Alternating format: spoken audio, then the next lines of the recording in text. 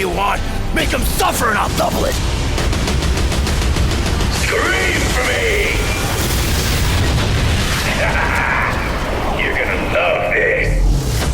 Has it been difficult at all working with a franchise that fans are used to being dealt with by Rocksteady in the UK? Did you have to kind of gain the trust of the fans to kind of take the Arkham story in a different direction?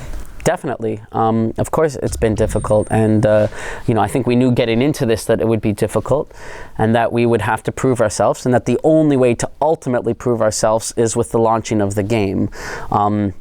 We have been asking for the benefit of the doubt, and we can't really ask for anything more. We don't suggest that we are owed anything. All we ask for is a chance to prove to the world that we take this opportunity very seriously. We take this brand, this character, this franchise incredibly seriously. We are very cognizant of the opportunity that we've been given, but we ourselves would not have asked for this opportunity. We certainly would have not agreed to this challenge that we've been facing over the last couple of years if we didn't think we had a story to tell and a vision for how to create a very memorable Batman game that doesn't just deserve the word Arkham in its title, but stands on its own 2 feet as a must-experience Batman story, a wonderful action-adventure game, and just a great game overall. So in a few short weeks, players can say whether they agree with me or not. Obviously, I am biased, but I believe we've achieved that.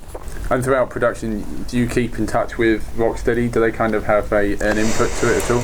They were an excellent partner, particularly in the early days of the development, where we inherited from them all of the source code, all of the engine, the core assets, the characters and whatnot. Which is a pretty strong foundation, right? I mean, we started with the source code and assets from one of the highest rated games of all time as our launching point. That's a pretty strong base to launch from. And then from then, they've been excellent technical resources when we had questions about how certain pieces of the code worked or how certain, design principles were set up or whatnot.